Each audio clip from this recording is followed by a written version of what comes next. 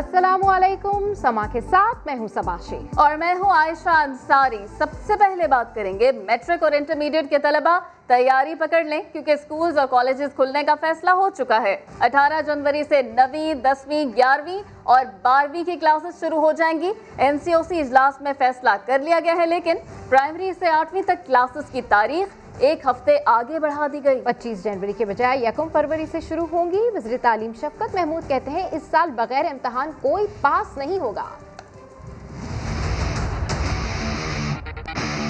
इंतजार खत्म, तालीम का सिलसिला बहाल होगा। एनसीओसी इजलास के बाद वज़ीर तालीम शफकत महमूद ने किया अहम ऐलान। तालीमी इदारे खोलने से मुताल्लिक हुकूमत के फैसले से आगाह किया। इस साल बगैर इम्तिहान के किसी बच्चे को पास नहीं किया जाएगा, जिस तरह पिछले साल किया गया था। तालीम का सिलसिला जो है इम्तिहान के निस्बत से वो शुरू हो जाएगा।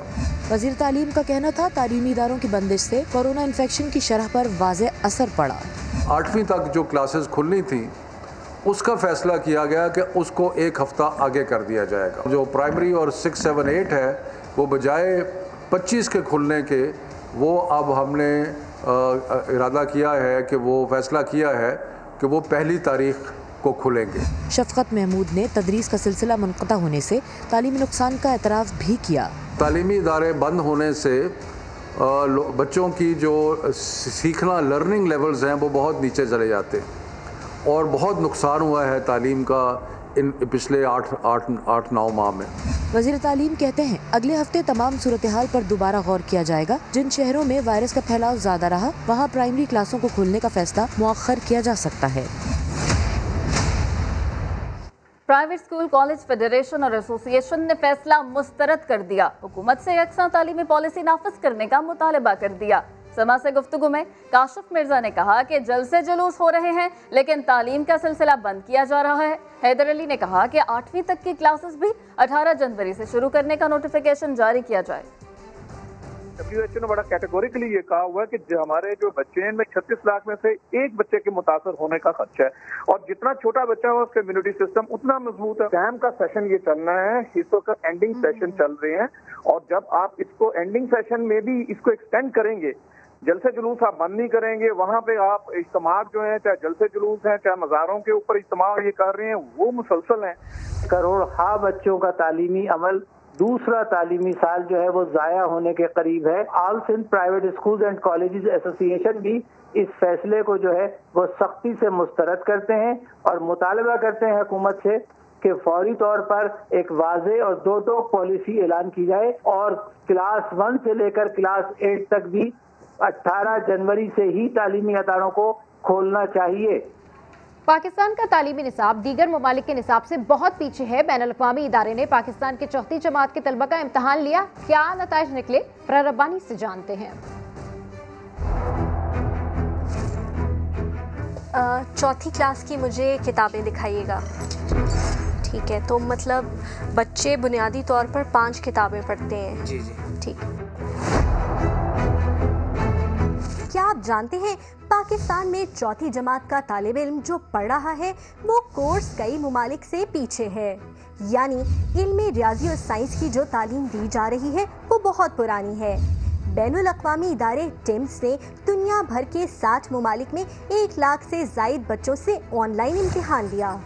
बुनियादी सवालात थे, मिसाल के तौर पर 2 जानदार और 2 बेजान अशिया की शनाख्त करें, जमा तफरीक के बुनियादी उसूल। आपको हैरत होगी कि 4वीं जमात के 5000 पाकिस्तानी बच्चों ने इस इम्तिहान में हिस्सा लिया और तकरीबन तमाम ने 40% से कम स्कोर किए। रियाजी के मजमून का एवरेज स्कोर 32.8% था, जबकि साइंस मज़ामीन में बच्चे 29% नंबर हासिल कर सके। यानी 4वीं जमात के बच्चे को इसके जहन के मुताबिक जो सिलेबस पढ़ाया जाता था वो दूसरी जमात से भी कम मालूम होता है। इस बारे में जब वजारत तालीम से बात की तो उन्होंने कहा गलतियों से सीखेंगे, टीचर्स की ट्रेनिंग करेंगे, कोर्स पर नज़रसानी होगी, लेकिन नया बेहतर कोर्स कब आएगा किसी को कुछ पता नहीं।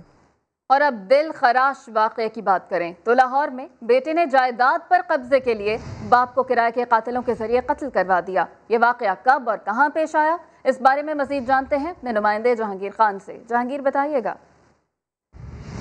जी, कुछ अर्सा के इलाके में रमज़ान नामी एक ताजर को फायरिंग करके कत्ल कर दिया गया था और इस कत्ल के मुकदमे का मुद्दई मकतूल का सगा बेटा अदनान था।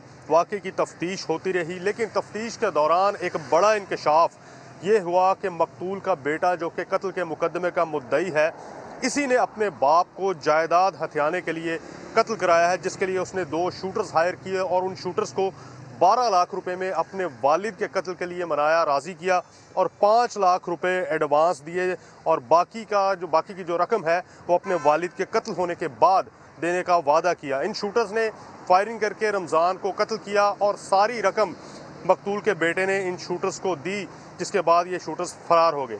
तफ्तीश में पुलिस ने मुतज़ाद बयानात और मशकूक हरकत व सकनात की बुनियाद पर जब इस मुकदमे के मुद्दई यानी मकतूल के बेटे को हिरासत में लिया और इससे पूछताछ की तो मुलजिम जो है इसने अपने वालिद को कत्ल कराने का एतराफ़ भी कर लिया। अभी मुलजिम जो है वो गिरफ्तार है, अदनान जो कि मकतूल का बेटा है, और पुलिस ने शूटर्स को भी गिरफ्तार कर लिया है। मज़ीद अभी इनसे तफ्तीश जारी है। असलहा बरामद कर लिया गया है और पुलिस का कहना है कि तफ्तीश मुकम्मल होने के बाद इस वाक़े के हवाले से मज़ीद हक़ायक़ या इंकशाफ़ात जो हैं वो सामने आएंगे। जी, जहांगीर खान अपडेट करे थे, आपका शुक्रिया। शिकारपुर के इलाके मदीजी में एक ग्रुप का दूसरे पर मोबाइल चोरी का इल्जाम। दोनों तरफ से फायरिंग में 5 अफराद हलाक जबकि 8 अफराद जख्मी हो गए। पुलिस 2 घंटे बाद भी ना पहुंची। आपको बताएं कि शिकारपुर के इलाके मदीजी में एक ग्रुप का दूसरे पर मोबाइल चोरी करने का इल्जाम। दोनों तरफ से फायरिंग में 5 अफराद हलाक जबकि 8 अफराद जख्मी हो गए और पुलिस 2 घंटे बाद भी ना पहुंची। रावलपिंडी के इलाके कल्लर सैयदा समोट में रास्ता बनाने के तनाज़े पर 4 अफराद को कत्ल कर दिया गया। 8 जख्मी हुए हैं। चारों अफराद को चचाजाद भाई ने फायरिंग करके कत्ल किया। पुलिस के मुताबिक कत्ल होने वालों में 2 भाई, 1 बहन और खातून शामिल है। जख्मी और लाशों को अस्पताल मुंतकिल कर दिया गया है। ये अफसोसनाक वाक़या पेश आया रावलपिंडी में। कल्लर सैयदा में रास्ता बनाने का तनाज़ा था। 4 अफराद को कत्ल कर दिया गया, जिनमें से 8 जख्मी भी हुए हैं। चारों अफराद को चचाजाद भाई ने फायरिंग करके कत्ल किया। पुलिस का ये बताना है कि कत्ल होने वालों में 2 भाई, बहन और खातून शामिल हैं। वज़ीर दाखिला शेख रशीद कहते हैं वज़ीर आज़म इमरान खान ने नवाज शरीफ का पासपोर्ट रिन्यू ना करने का हुक्म दिया है। लंदन में मुकीम साबिक वज़ीर आज़म के पासपोर्ट की मियाद 16 फरवरी को खत्म हो रही है। वज़ीर दाखिला ने मौलाना फजल रहमान से भी अपील की कि खुदारा इस मुल्क पर रहम करें। मैंने प्राइम मिनिस्टर साहब से पूछा कि 16 फरवरी उनकी लास्ट डेट है, इसको रिन्यू करना है या नहीं करना। जो मेरे इख्तियार में है वो मैं आपसे शेयर करना चाहता हूँ।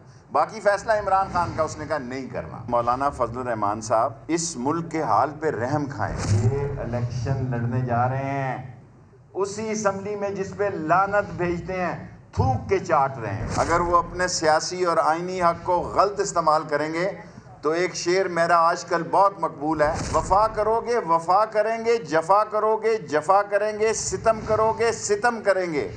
हम आदमी हैं तुम्हारे जैसे, जो तुम करोगे वो हम करेंगे।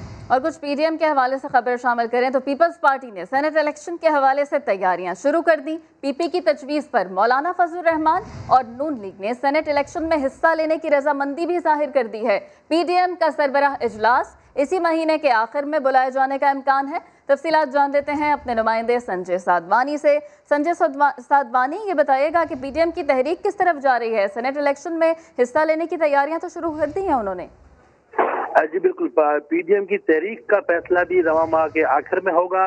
पीडीएम की जो मुश्तरका हिकमत अमली है उसमें काफी पेशरफ्त हुई है। पीपल्स पार्टी के दलाइल और पीपल्स पार्टी के जो मौक़िफ़ थे उससे पीपल्स पार्टी के ज़राए कहते हैं तमाम जमातों ने इत्तेफाक किया है। पीपल्स पार्टी के ज़राए का दावा है कि मौलाना फजल रहमान ने भी सेनेट इलेक्शन लड़ने पर रजामंदी जाहिर की है। नून लीग भी सेनेट इलेक्शन में हिस्सा लेने पर राजी हो गई है। पीपल्स पार्टी पहले से ही ऐलान कर चुकी है कि सेनेट इलेक्शन में भरपूर हिस्सा लिया जाए। रवा माह के आखिरी इशरे में पीडीएम की सरबराही इजलास होगा जिसमें सेनेट इलेक्शन के हवाले से हतमी फैसला किया जाएगा। और मौलाना फजल रहमान ने भी सेनेट इलेक्शन में हिस्सा लेने की हामी भर ली है। बहुत शुक्रिया संजय साधवानी। एलएनजी केस में शाहिद खाकान अब्बासी की एहतसाब अदालत में एक और पेशी। मीडिया से गुफ्तगू में लीगी रहनुमा ने कहा कि ब्रॉडशीट केस के हकाइक सामने आने के बाद नैब का सर्कस बंद होना चाहिए। कौमी एहतसाब ब्यूरो और हुकूमत सियासी इंतकाम में अंधे हो चुके हैं। चेयरमैन नैब हुकूमत के हाथों ब्लैकमेल हो रहे हैं। इलेक्शन कमीशन में 6 साल से पीटीआई फंडिंग केस का फैसला नहीं हो रहा, दोहरे मयार का इंसाफ नहीं चलेगा। ब्रॉडशीट केस में हकायक सामने आए हैं, उसके बाद अगर मुल्क में इंसाफ हो, कोई कानून हो, तो आज नैब के इदारे को बंद करके इस मुल्क के अवाम को इस मुसीबत से निजात दिलवानी चाहिए। ब्रॉड शीट के अंदर नैब के अफसर कमीशन मांग रहे हैं, फौज को बदनाम किया जा रहा है, ISI को बदनाम किया जा रहा है। ये नैब की हकीकत है, तो इस सर्कस को बंद करें। जब 20 साल आपने 10 अरब रुपया खर्च किया, एक पैसे के असासे अकाउंट मियां नवाज शरीफ की आपको नहीं मिल सके, उसके बाद आपने जज अरशद मलिक को इसी अदालत में ब्लैकमेल करके इस मुल्क के 3 दफा के वज़ीर-ए-आज़म को आपने मुजरिम करार दिया। इंतकाम की इस हवस में ये हुकूमत और नैब इतनी अंधी हो चुकी है कि ये आज हकायक भी इनको नजर नहीं आते, अदालती फैसले इनको नजर नहीं आते। ये नैब जो है मजलूम आदमी है, ब्लैकमेल हो रहा है हुकूमत के हाथों। 6.5 साल में वहाँ पर इंसाफ नहीं मिल सका, पैसे बाहर से आए हैं, रिकॉर्ड मौजूद है, इमरान खान के अकाउंट में गए हैं, PTI के अकाउंट में गए हैं। तो एक तरफा दोहरा जो इंसाफ का निज़ाम है कभी कामयाब नहीं है। नैब को लगाम दो, सबका एहतसाब करो। नैब केसेस भुगतने वाले सेनेटर सलीम मानवीवाला ने सदा बुलंद की तो उनके पुराने साथी बाबर अवान ने भी जवाब दे दिया। वो बोले कि अपनी बारी में दोहरा मयार क्यों। दोनों की लफ्जी गोलाबारी आपको दिखाते हैं। जिस मुल्क में पार्लियामेंट डर जाए तो आम आदमी तो बेचारा वो तो कहीं का नहीं है। तड़पता रहा, सिसकता रहा कि मुझ पे नजरे करम करो। मर गया वो ऑर्डिनेंस, लेकिन उसको किसी ने हाथ नहीं लगाया। NAB has to stay out of business. मेरी ये जिद्दोजहद चलती रहेगी। NAB has to stay out of business. एहतसाब में खराबी का आगाज हुआ वो था जब एक मुजद्दद मिर्जा जैसे हाई कोर्ट के फॉर्मर जज और हेड, उसको हटा के अपनी पार्टी के सिटिंग सेनेटर को कहा गया जाओ और सबका तुम एहतसाब करो। इंजीनियर मंगी साहब जो हैं हमारे DG, वो उनकी फैमिली मुल्क से बाहर रहती है। तो भाई अगर वो बाहर रहती है तो उनका हम क्यों नहीं पूछ सकते? हम उनके रिटर्न, वो हमारे रिटर्न निकालने में तो बड़े उस्ताद हैं। सब गए और हमेशा कहते रहे इल्जाम आ गया है, इस्तीफा दो, अदालत में जाओ, नीचे उतरो, सामना करो। अपनी बारी आती है, स्टैंडर्ड्स डबल हो जाते हैं। चाहे मैं हूँ, चाहे मेरे यहाँ कोलीग्स हैं, दे विल डू एहतसाब ऑफ नैब। तो मैं ये सिर्फ एक आदमी को जलील करने के लिए, एक आदमी को ख़राब करने के लिए। वजीर तवानाई उमर अयूब ने सेनेट इजलास में पीपल्स पार्टी को निशाने पर रख लिया। कहा एहसास प्रोग्राम की बात करने वालों को उस वक्त एहसास नहीं था जब जरदारी ने मिस्टर 10% बनकर मुल्क का खजाना खाली किया।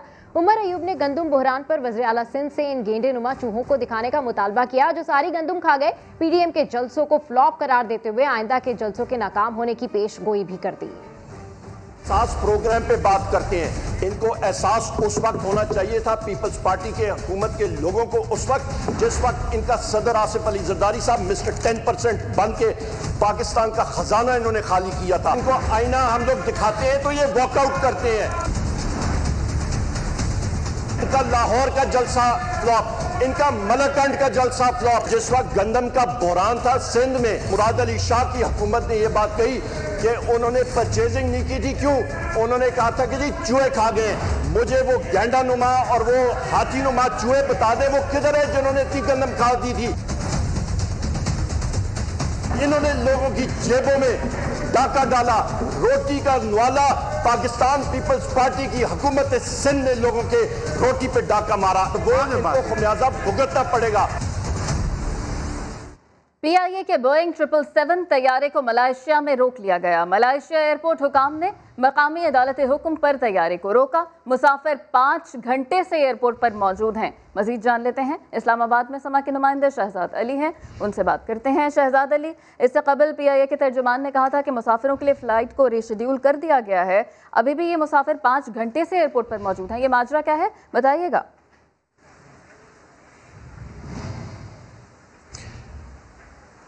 जी बिल्कुल, PIA का बोइंग त्यारा जो 777 है उसको मलेशियन एयरपोर्ट पर रोक लिया गया है। बताया जा रहा है कि बरतानवी अदालत में एक मुकदमा ज़ाहिर समात था जिस पर जो है वो जो PIA के मुखालिफ पार्टी थी उसने मलेशिया में भी जो है वो एक केस दायर किया जिस पर जो है मलेशियन अदालत ने एक तरफा मौक़िफ़ पर जो है वो उस पार्टी के हक में फैसला दे दिया, जिस पर जो है वो मलेशियन हुक्काम ने अदालती फैसले की रोशनी में जो है PIA का जो तैयारा था बोइंग 777 उसको आज सुबह जो है वो मलेशियन एयरपोर्ट पर रोक लिया। इस हवाले से आप मुसाफिरों की वापसी के लिए क्या हिकमत हमली होगी। इस हवाले से हमारे साथ इस वक्त मौजूद हैं PIA के तर्जुमान अब्दुल्ला खान। आइए इनसे बात करते हैं। जी अस्सलाम वालेकुम, बताइएगा जो मुसाफिर वहाँ पे अब फंस चुके हैं उनकी वापसी के लिए आपने क्या हिकमत ली?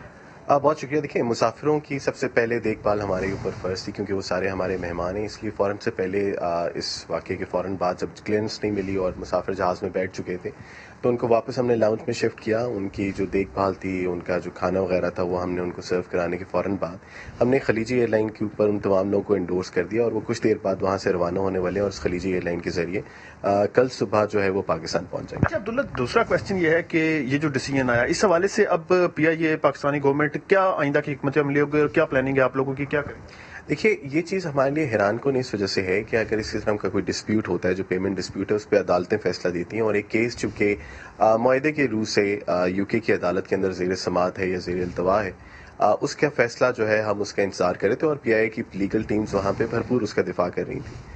इसी दौरान एक सरप्राइजिंग तरीके से मलेशिया की अदालत के अंदर भी एक केस दायर कर दिया जाता है और उसकी टाइमिंग इस हिसाब से रखी जाती है कि वो वीकेंड के ऊपर आए ताकि आप उसके ऊपर जल्दी कोई एक्शन ना ले सकें। तो ये हमारे लिए हैरान कुन था। और दूसरी हैरान कुन बात ये थी कि पूरा फैसला जो है वो एक्स पार्टी दिया गया। जब भी इस तरह का कोई वाक़या आता है जो कि जिसमें मुल्कों के दरमियान में मुआहदे होते हैं या बैनुल अक़वामी कंपनियाँ इन्वॉल्व होती हैं, तो दोनों कंपनियों को सुना जाता है। हमारे लिए ये ज़रा ताजुब की बात इस वजह से थी कि उसमें PIA को ना सुना गया, ना PIA को कोई नोटिस दिया गया और डायरेक्टली एक्स पार्टी डिसीजन दे के जहाज़ का इंपाउंड करने की इंस्ट्रक्शंस जो है वो कोलमपुर एयरपोर्ट को दे दी गई। अच्छा, ये जो मामला हुआ है सारा, इसके पीछे कोई आपको साजिश या क्या मसला है कि उस पार्टी ने जो एक केस UK में ज़ेर समात था उसके अगेंस्ट जाके एक और केस जो है वो मलेशिया में फाइल किया और उस हवाले से PIA को काफ़ी सुबह से आपको पता है ये न्यूज़ चल रही है और इस हवाले से देखिए, प्रोफेशनलिज्म के हिसाब से तो जब आप किसी एक अदालत में जाते हैं तो आपको इस बात का इंतज़ार करना चाहिए कि वो अदालत आपको इंसाफ देगी और अगर आपको उस केस से इंसाफ जो आप समझते हैं आपको नहीं दिया गया तो आप उसको फिर एस्केलेट करते हैं या किसी सुपीरियर कोर्ट में लेके जाते हैं। लेकिन ये ज़रा एक थोड़ा सा अनप्रोफेशनल चीज़ थी कि आप एक मुल्क के अंदर हैं और दूसरे मुल्क में दूसरी पार्टी को टोटली सरप्राइज करके और आप उसको बताएं ना और आप फैसला कर लें और वहाँ पे नोटिस भी उसको सर्व ना कराएं। PIA का मलेशिया में एक अच्छा वाला सेटअप कायम है और किसी भी किस्म की अगर अदालती कार्रवाई की जा रही थी तो PIA को नोटिस दिए जाने चाहिए थे ताकि PIA अपने दिफा के ऊपर इसके ऊपर काम करता। ये ज़रा थोड़ी सी सरप्राइजिंग बात है और ये बहुत ताज्जुब वाली बात है हमारे लिए।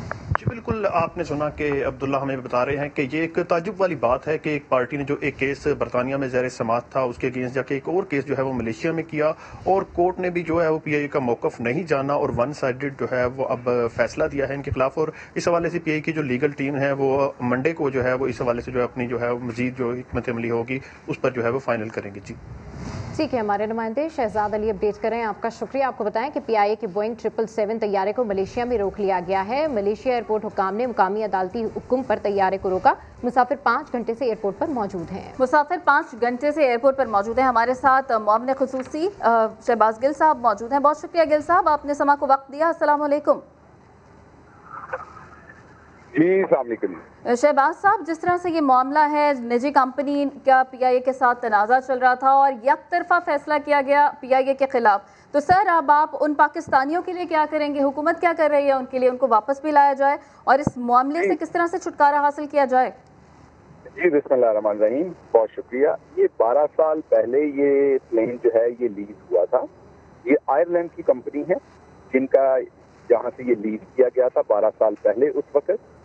और कोरोना में पूरी दुनिया में, आप मेरे से बेहतर समझते हैं कि कोरोना में पूरी दुनिया में जो एविएशन इंडस्ट्री है उसको नुकसानात हुए हैं। वो एयरलाइंस हों, वो लीज पे प्यारे देने वाले हों, भले बोइंग हो, वो जो जितनी भी एविएशन से रिलेटेड इंडस्ट्री है, तो पूरी दुनिया में जो तैयारों के लीज के रेट्स हैं वो कम हुए हैं इसलिए कि तैयारे खड़े रहे हैं, इस्तेमाल नहीं हुए। तो PIA ने भी उस लीज कंपनी के साथ राब्ता करके ये कहा कि इस पेमेंट को कम किया जाए क्योंकि ये तैयारा इस्तेमाल नहीं हुआ, जिस पर वो लीज कंपनी नहीं मानी और PIA और उस लीज कंपनी का UK में एक दूसरे के साथ अदालत में केस चल रहा है। अभी भी वो केस जो है वो इन प्रोसेस है। ठीक। अब मलेशिया क्योंकि कॉमनवेल्थ में है, उन्होंने किसी किस्म का, अभी ये हतमी मेरे पास इंफॉर्मेशन नहीं है, बता देंगे आपको कि एग्जैक्टली उन्होंने ये केस जो है वो सिंगापुर से स्टे ऑर्डर लिया है या मलेशिया से लिया है, लेकिन क्योंकि तमाम ये कंट्रीज कॉमनवेल्थ में है तो इसलिए एक किस्म की कोर्ट की जुरिस्डिक्शन जो है वो काम कर जाती है। तो वो स्टे ऑर्डर उन्होंने अचानक लिया है। जैसे जब भी आप स्टे ऑर्डर लेते हैं तो दूसरी पार्टी को तभी पता चलता है जब वो स्टे ऑर्डर इम्प्लीमेंट हो जाता है। मीन आज लिया होगा और घंटे बाद ला के उसको सर्व कर दिया नोटिस को। तो स्टे ऑर्डर का मकसद ही फौरी होता है। तो जो हमारा वहाँ पर तिहारा मुसाफिरों को लेने गया था, जब मुसाफिर वापस बैठ गए तो उस टाइम वो स्टे ऑर्डर सर्व किया गया तिहारे के लिए। $15 मिलियन की तकरीबन पेमेंट है जो जिसका ये सारा डिस्प्यूट है। अब अगर तो जो PIA की मैनेजमेंट है वो पुरानी मैनेजमेंट की तरह होती तो चुप करके कौम के $15 मिलियन देती और ना निगोशिएट करती कि इसको कम करें, कौम का पैसा लुटता, ना ये डिस्प्यूट में जाता मसला, ना ये कोर्ट का स्टे ऑर्डर होता, ना ये तैयार सही। यानी कि आपके ख्याल में अगर पुरानी वाले मैनेजमेंट होती तो फिर ये मामला हम देखते कि किस तरफ जाता है। अब देखना यह है कि इस मामले में आगे क्या होता है। बहुत शुक्रिया शहबाज गिल साहब, आपने समाज को अपना कीमती वक्त दिया। कुछ पेट्रोलियम मसनूआत की बात कर लें तो ओगरा ने महंगाई की आग पर एक बार फिर तेल छिड़कने का बंदोबस्त कर लिया है। पेट्रोलियम मसनूआत की कीमतों में 15 रुपए से ज्यादा इजाफे की सिफारिश कर दी है। ओगरा की समरी देखनी है या आवाम की हालत। बॉल एक बार फिर वजीर आजम की कोर्ट में आ गई। इस्लामाबाद से रिपोर्ट कर रहे हैं बास शब्बीर। आई के मैदान में ओगरा की जानिब से आवाम को चारों शाने चित करने की तैयारी। पेट्रोलियम मसनूआत की कीमतों में 15 रुपए से जायद जालमाना इजाफे की तजवीज समरी वजीर आजम को मौसूल हो गई। ओगरा समरी में पेट्रोल 13 रुपए 7 पैसे और डीजल 11 रुपए 3 पैसे फी लीटर महंगा करने की सिफारिश। लाइट डीजल 15 रुपए 33 पैसे और मिट्टी के तेल की कीमत 10 रुपए 55 पैसे बढ़ाने की तजवीज है। अगर वजीर आजम ने अवाम के हालात के बजाय ओगरा की समरी ही मद्देनजर रखी तो पेट्रोल की नई कीमत 119 रुपए 7 पैसे जबकि डीजल की कीमत 121 रुपए 27 पैसे हो जाएगी। वजीर आजम हाउस के जराये के मुताबिक पेट्रोलियम की कीमतों में 5 से 7 रुपए तक इजाफे की मंजूरी मुतवक्के है।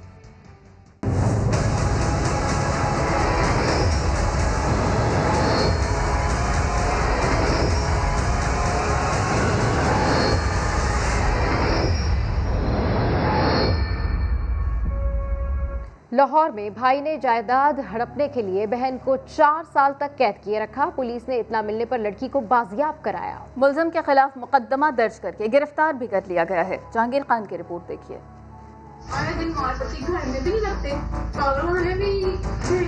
विरासती जायदाद में हिस्सा नहीं दूंगा, भाई ने बहन को पागल करार देकर घर में कैद कर लिया। सितम ढाने वाला भाई कोई अनपढ़ गवार नहीं बल्कि पेशे के एतबार से डॉक्टर है। पुलिस ने मोहल्लेदारों की निशानदही पर कार्रवाई की और मुतासिरा लड़की को बाजियाब कराया। मुलजिम डॉक्टर मुनीर और उसकी अहलिया के खिलाफ मुकदमा दर्ज करके गिरफ्तार कर लिया गया है। वो तो बीमार है 16-17 साल से, सारा इसका रिकॉर्ड मौजूद है। वालदैन तब हयात थे, मैं भी छोटा था, 16-17 साल पहले वो भी छोटी थी। तो वालदैन इलाज कराते रहे। अगर प्रॉपर्टी का मसला होता तो फिर वालदैन क्यों इलाज कराते? ये इस तरह हाइपर हो जाती है, एकदम से चीजें उठा के मारना शुरू कर देती है। एक दफा इसने किचन को आग लगा दी। मुतासिरा लड़की ने पुलिस को बयान दिया है कि वालिद की वफात के बाद विरासती घर 1 करोड़ 70 लाख रुपए में फरोख्त हुआ, जिसमें से 43 लाख रुपए हिस्सा बनता था, लेकिन भाई वो भी हड़प कर गया। इसमें मेरा 43 लाख हिस्सा खाया घर का, 9 तोले जेवर खाया, ठीक है, शादी भी नहीं की, ठीक है मेरी। पुलिस ने लड़की को दारुल अमान मुंतकिल कर दिया है। जहांगीर खान, समा, लाहौर। लड़कियों के विरासत में हुकूक, इस अहम मौजू पर बात करने के लिए हमारे साथ मौजूद होंगे मजहबी स्कॉलर बिलाल कुतुब साहब। हम लड़कियों के विरासत के हुकूक उन्हें क्यों नहीं देते हैं, हम उनसे जानेंगे। बिस्मिल्लाहिर्रहमानिर्रहीम। देखिए, इसमें कई पहलुओं को देखने की ज़रूरत है। पहली बात तो ये कि कुरान हकीम को अगर देखें तो कुरान हकीम में सूरह निसा में ख़ास तौर पे जो वरासत के कवानीन हैं उनका जो पैराडाइम है, जिसे कहते हैं कि शेल्टर जो है वो कायम कर दिया गया है कि बाप की जायदाद में से बेटी क्या लेगी, बेटा क्या लेगा, दादा का हिस्सा क्या होगा, अगर वारिस हो तो क्या हिस्सा होगा, वारिस ना हो तो क्या हिस्सा होगा। ये तमाम बातें कुरान के अंदर बड़ी वाज़े तौर पर मैंशन हैं। हम इस बात को मिसयूज़ ऐसे करते हैं कि हम कहते हैं कि जब बेटी की शादी की तो हमने उसको जहेज दिया था। इसका ताल्लुक कतई तौर पे जायदाद से नहीं है। अगर तो जायदाद मेरी अपनी ज़ाती कमाई हुई है तो फिर तो वो मेरा हक है, लेकिन अगर वो वरासत में मुझे मिल रही है मेरे वालिद की तरफ से तो उसके ऊपर कानून वो लगेगा जो कि शरीयत ने बताया गया है। पहली बात ये। दूसरी बात ये कि किसी भी सूरत में बहन जो है, बेटी जो है, ये अपने वारिस की, शौहर की, बाप की या अपने भाई की, ये उसकी जिम्मेदारी है। इसलिए ये जब कहा जाता है कि बेटी का या बहन का हिस्सा कम है, इसका मतलब कम नहीं होता। इसका मतलब ये होता है कि जो उसका हिस्सा आ रहा है उस हिस्से की वो अकेली ओनर है, लेकिन जो हिस्सा उसके भाई का, बाप का या शौहर का आ रहा है उसमें से उसका भी हिस्सा है। ये डिस्ट्रीब्यूशन जो है ये डिजिटल लेवल तक यानी कि माइक्रो स्केल लेवल तक कुरान हकीम में और इमाम अली करमल्लाह की बहुत सी मसालों में इसका बहुत ही बेहतरीन तज़किया मिलता है। ठीक है बिलाल, वेलकम बैक। नान नफके की बंदिश, ना ही घरों में बीवी पर हाथ उठाने की गुंजाइश होगी। खैबर पख्तूनख्वा में खवातीन पर तशद्दुद का कानून तैयार कर लिया गया। सूबाई असम्बली ने घरेलू तशद्दुद को काबिल सजा जुर्म करार दे दिया है। खवातीन पर तशद्दुद के जुर्म की सजा 1 से 5 साल कैद होगी। आपको ये बता रहे हैं कि नानो नफका की बंदिश, ना ही घरों में बीवी पर हाथ उठाने की कोई गुंजाइश होगी। खैबर पख्तूनख्वा में खवातीन पर तशद्दुद का कानून तैयार हो गया है और सूबाई असम्बली ने घरेलू तशद्दुद को काबिल सजा जुर्म करार दे दिया है। खवातीन पर तशद्दुद के जुर्म की सजा 1 साल से लेकर 5 साल कैद तक हो सकती है।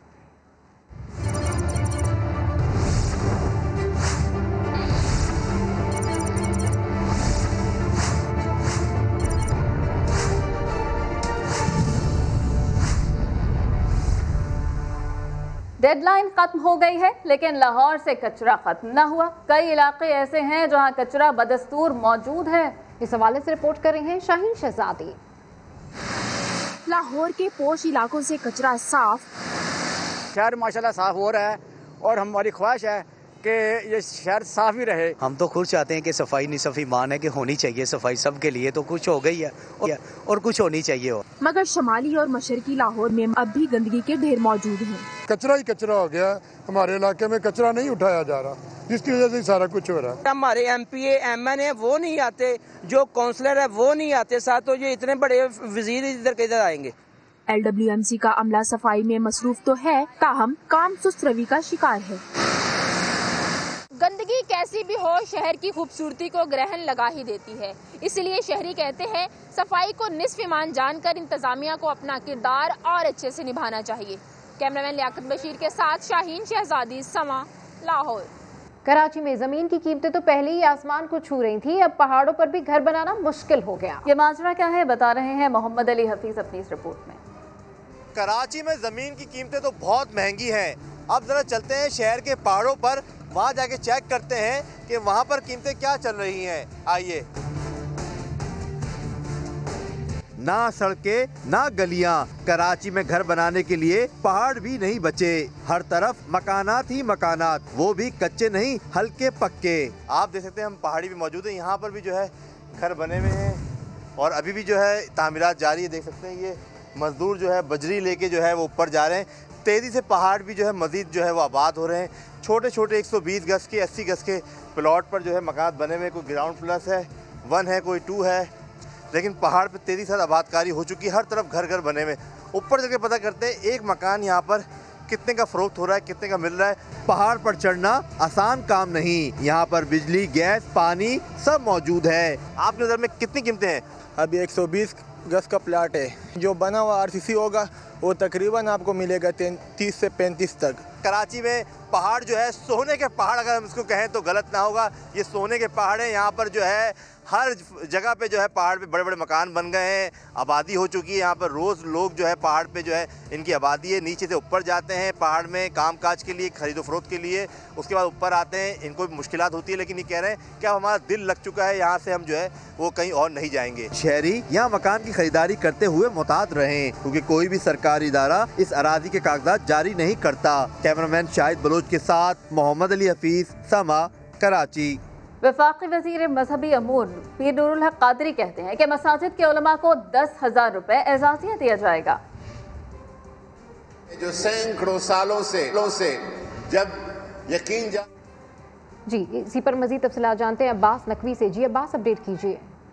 जी बिल्कुल, जैसा कि आज जो एक तकरीब हुई मौलाना अब्दुल खबीर आज़ाद के हवाले से बादशाह मस्जिद में, जिसमें पीर नूरुल हक कादरी ने भी शिरकत की, और इस मौके पे उनका ये कहना था कि जितनी भी मसाजिद हैं उनमें जो उलमा का नमाज पढ़ाते हैं, दीनी तालीम देते हैं, उनको 10,000 रुपये जो है एजाज़िया दिया जाएगा। और इस हवाले से जो फैसला किया गया है कि वफाकी हुकूमत जो है वफाक में, पंजाब में और KPK में, इन 3 जगहों के ऊपर जो है ये फैसला किया गया है वफाकी हुकूमत की जानिब से कि 10,000 रुपए दिया जाएगा और उनके जो दीगर मसाइल हैं उनको भी हल करने की कोशिश की जाएगी।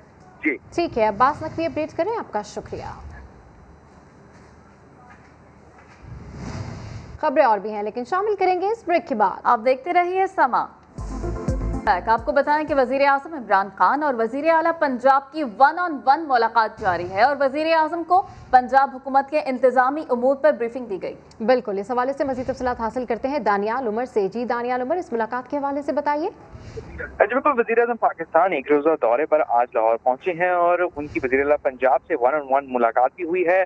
पंजाब हुकूमत के जो इंतजामी अमूर हैं उन पर ब्रीफिंग के साथ साथ ऑपोजिशन से जो राब्तेकारी है पंजाब हुकूमत, उसकी तरफ से भी वज़ीर आला पंजाब ने उनको आगाह किया है। वज़ीर आज़म पाकिस्तान ने सेनेट इंतखाबात पर पंजाब हुकूमत की जो तैयारी है उस पर भी इस्तफसार किया है, जिस पर तफसीली ब्रीफिंग दी है वज़ीर आला पंजाब ने और साथ ही साथ काबीना की जो कारकर्दगी है उस पर भी आगाह किया गया है। जी ठीक है दानियाल उमर, अपडेट करें, आपका शुक्रिया।